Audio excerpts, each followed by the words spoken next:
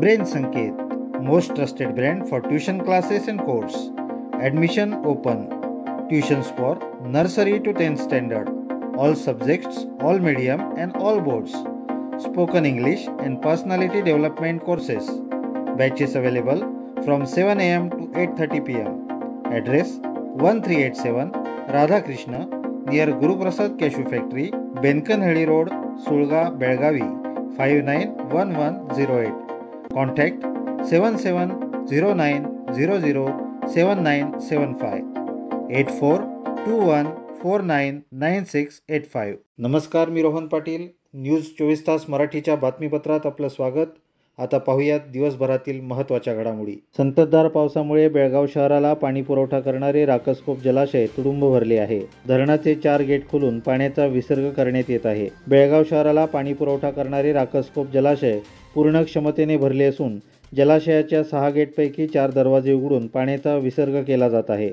पाणलोट क्षेत्रात कडक दक्षता ठेवण्यात आली असून गेल्या उन्हाळ्यात पाणी टंचाई अनुभवलेल्या बेळगावातील जनतेला यामुळे दिलासा मिळाला आहे.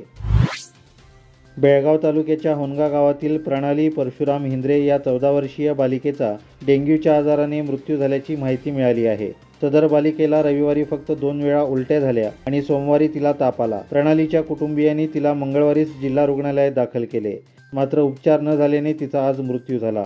ती होनगा येथील मराठा मंडळ विद्यालयात 8वी वर्गात शिकत होती. तिच्या निधनामुळे कुटुंबियांवर दुःखाचा डोंगर कोसळला आहे. बेळगाव वडगाव येथील श्री मंगाई देवीच्या जत्रेत पशुबळी रोखण्याचे आवाहन जागतिक प्राणी कल्याण मंडळ व पशुबळी निर्मूलन जागृती महासंघ बसव धर्म ज्ञानपीठाचे अध्यक्ष श्री दयानंद स्वामीजी यांनी कर्नाटक सरकार, बेळगाव जिल्हा प्रशासन आणि पोलीस विभागाला निवेदनाद्वारे केले आहे. 30 जुलै रोजी बेळगाव वडगाव येथे ग्रामदैवत श्री मंगाई जत्रा होणार आहे. यावेळी मंदिरासमोर, आवारात आणि मंदिराच्या बाहेरील भागात तसेच मंदिराच्या परिसरात आणि रस्त्याच्या दुतर्फा प्राण्यांचा बळी दिला जातो. जागतिक प्राणी कल्याण मंडळ आणि पशुबळी निर्मूलन जागृती महासंघाचे अध्यक्ष बसव धर्म ज्ञानपीठ, कर्नाटक सरकारचे अध्यक्ष श्री दयानंद स्वामीजी यांनी या निवेदनात कर्नाटक पशुबळी प्रतिबंध कायदा 1959 आणि नियम 1963 आणि राज्य 1975 नुसार असे बेकायदेशीर कृत्य घडू नये यासाठी न्यायालयाच्या आदेशाने कठोर सर्वसमावेशक खबरदारी घ्यावी असे आवाहन बेळगाव जिल्हा प्रशासन व पोलीस विभागाला केले आहे. श्रीलंकेत प्रथमच दिव्यांगांसाठी आंतरराष्ट्रीय स्तरावरील व्हीलचेअर पॅराथ्रोबॉल चॅम्पियनशिपचे आयोजन करण्यात आले होते. यामध्ये बेळगावातील 7 दिव्यांग खेळाडूंनी भारताचे प्रतिनिधित्व केले. श्रीलंकेच्या सहकार्याने आयोजित करण्यात आलेल्या या स्पर्धेत भारत, श्रीलंका, थायलंड, नेपाळ आणि इतर देशांचे संघ सहभागी झाले होते.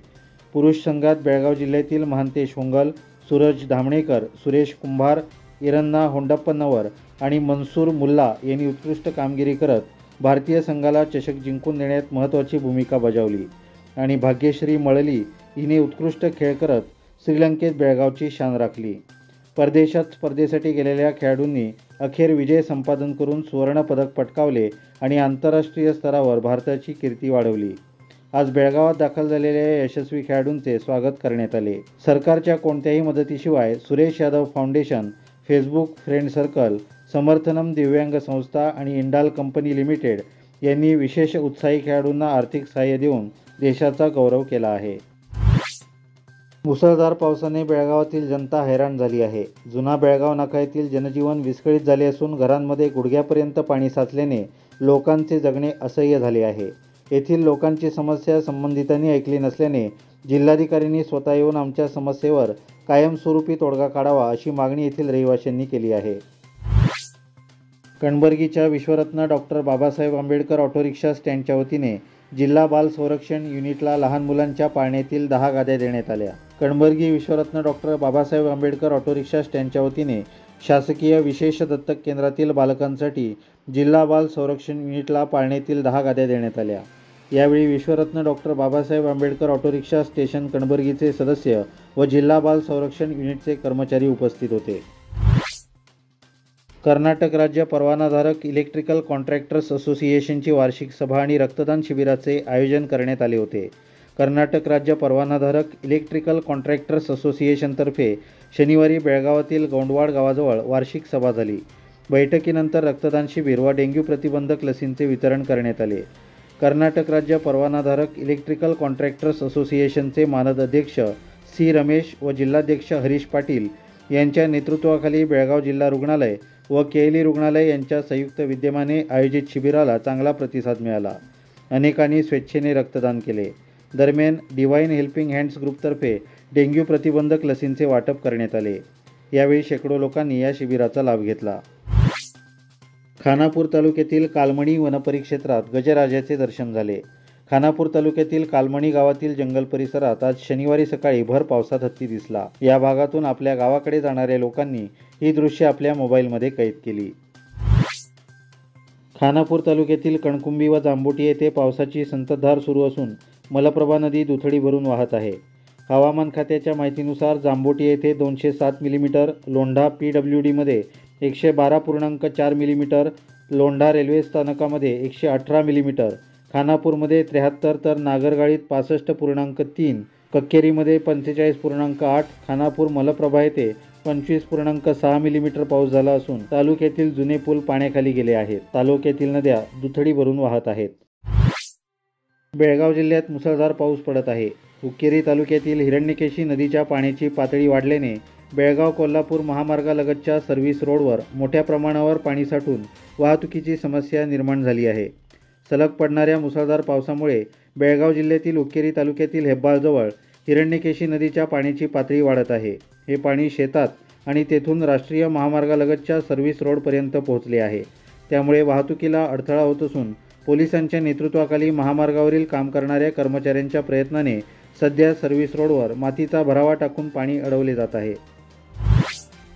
सततच्या मुसळधार पावसाने बेळगाव जिल्ह्याच्या गोकाक तालुक्यातील जनजीवन विस्कळीत झाले आहे.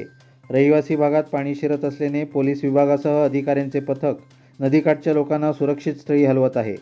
गोकाक तालुक्यात यापूर्वीच अनेक पूल पाण्याखाली गेले असून जत जांबोटी राज्य महामार्ग संकेश्वर गोकाक यांना जोडणाऱ्या लोळसूर पुलावर घटप्रभा नदीचे पाणी वाहत असल्याने पोलीस विभागाने हा पूल वाहतुकीसाठी बंद केला आहे. बॅरिकेड्स लावून वाहने अडवली जात आहेत. पावसाचा जोर वाढल्याने गोकाक कोंडूरला जोडणाऱ्या चिक्कहोळी पुलावरून देखील पाणी भरून वाहत आहे. गोकाक तालुक्यात पुराचा धोका निर्माण झाला असून रहिवासी भागात पाणी शिरले आहे. पोलीस विभागासह अधिकाऱ्यांचे पथक नदीकाठच्या लोकांना सुरक्षित स्थळी हलवत आहे. म्हैस आपल्या रेडकासह चरण्यासाठी शेतात जात असताना शेतातील बोरवेलला जोडलेल्या विद्युत तारेचा धक्का लागून म्हैस व तिचे रेडकू जागीच ठार झाल्याची घटना धारवाड तालुक्यातील मानगुंडी गावात घडली आहे. ही गुरे धारवाड तालुक्यातील मानगुंडी गावातील शेतकरी मडिवाळप्पा यांची होती. म्हशी चरायला गेल्यावर बोरवेलची मोटर सुरू करणाऱ्या बोर्डातील विद्युत तारेला गुरांचा स्पर्श झाला.